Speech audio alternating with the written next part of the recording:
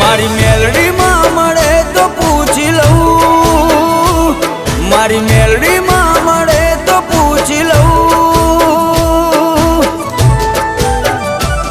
હો તારા ઉપકારનું ઋણ કેમનું ચૂકાવું.